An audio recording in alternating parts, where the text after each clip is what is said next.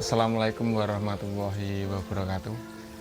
Perkenalkan, nama saya Agus Hendrianto, pemilik dari usaha Nisamina Lobster, lobster hias air tawar yang beralamat di Dusun Tosaren, Kelurahan Kradenan, Kecamatan Serumbung, Kabupaten Magelang, Jawa Tengah.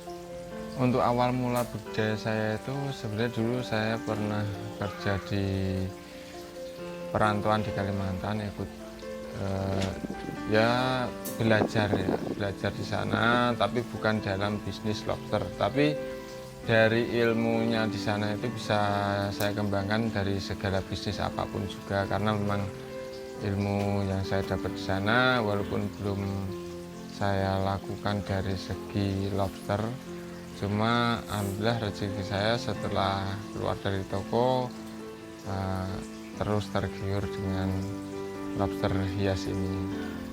Untuk dulu sebenarnya awal mulanya sih dari lobster hias ini saya cuma pas kebetulan ada di tempat penjualan ikan itu, saya kok kayak tertarik.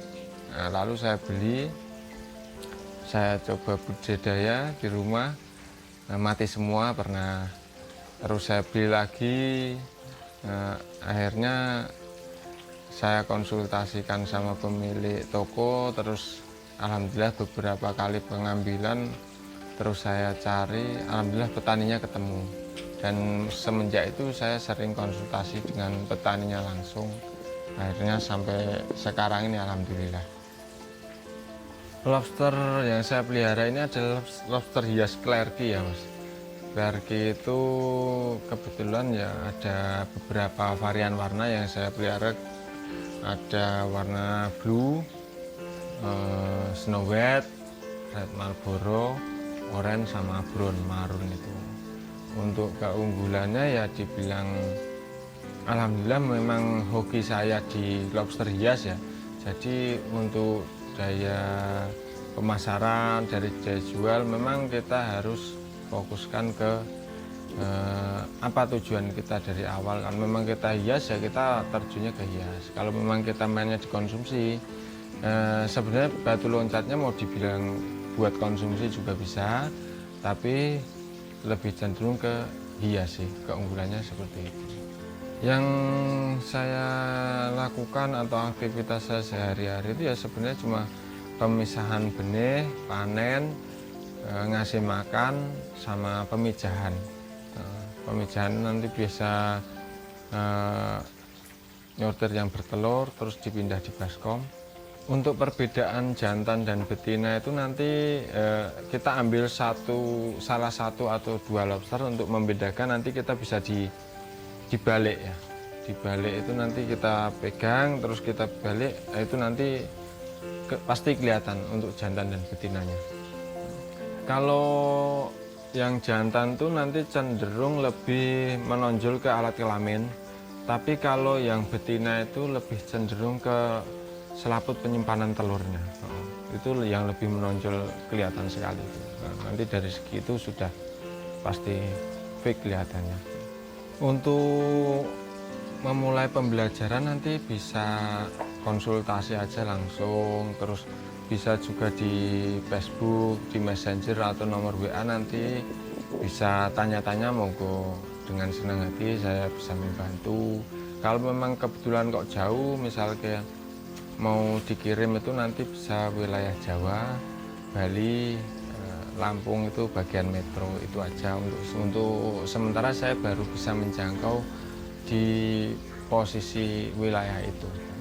Untuk pemula itu nanti yang perlu kita siapkan yaitu terutama tempat itu nanti bisa pakai kolam terpal, pakai kolam beton, pakai kolam plastik, mungkin pakai bok kulkas atau bok kontainer itu bisa. Untuk ketinggian air nanti kalau air tenang itu biasanya 10-15 cm. Tapi kalau untuk pakai filter atau aerator, gelembung atau pompa itu biasanya tinggi setengah meter pun tidak jadi masalah. Yang penting airnya selalu bersih ya, kalaupun kotor yang penting tidak bau air itu. Untuk pakannya itu nanti kita bisa pakai yang praktis, pakai pelet bisa, pelet sembarang, pelet pengli bisa, lele bisa, terus pelet ikan nila bisa, gurame bisa. Terus untuk sayuran nanti bisa pakai, saya sering pakai jipang, labu itu, terus pakai timun. Nanti kita parut, kita haluskan pakai parut itu. Biasanya dirajang juga bisa. Itu tidak perlu direbus. Tapi kalau memang kita lebih mantapnya, oh direbus dulu mas biar begini, biar lebih tenggelam, monggo bisa. Karena itu juga lebih bagus. Karena menghilangkan dari kayak lendir-lendir getah itu. Kan biasanya kalau di labu itu ada getahnya. Itu juga lebih bagus. Untuk pemberian pakan itu biasanya 1 hari 1 kali ya. Saya biasanya seperti itu. Kalau ndak sore, pagi, siang, bahkan malam pun bisa. Yang penting kalau makanan itu sehari sekali, ndak terlalu jamnya sama, ndak apa-apa. Ya misalnya kita, oh, saya kerja ya mas, saya pulang ya itu selone jenengan aja bisa. Itu ndak ngaruh juga untuk pembesaran itu. Yang penting dia makan sih sebenarnya. Untuk perawatan air itu asalkan kita tidak over pakan, itu biasanya mau sekali tebar baru dikuras pas kita panen juga bisa.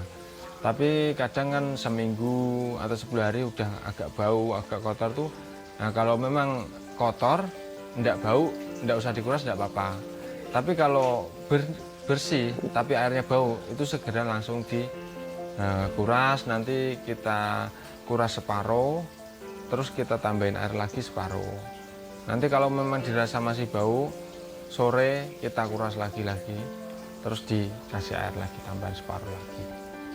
Untuk penebaran jangka waktu panen itu biasanya dari benih ke remaja seukuran rokok itu 1 bulan, 1 minggu.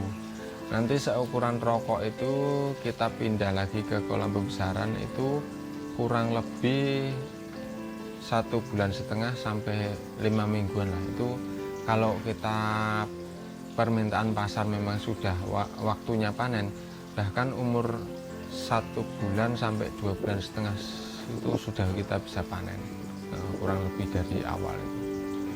Kendala awal itu dulu pernah saking semangatnya saya pengen cepet besar, itu lobster itu saya kasih pakan hampir 1 hari 2 kali, sore sama pagi, sore sama.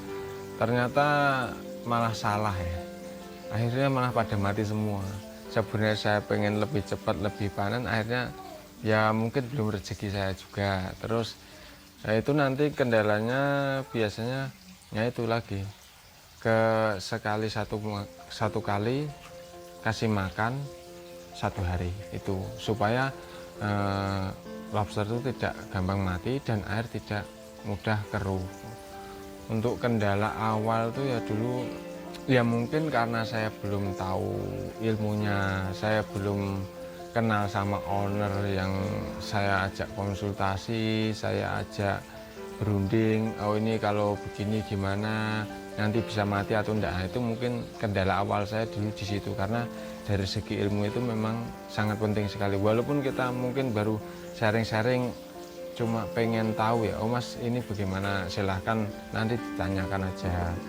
Terus oh saya belum bisa beli mas, saya baru pengen belajar dulu, enggak masalah, nanti tanya-tanya aja, enggak masalah.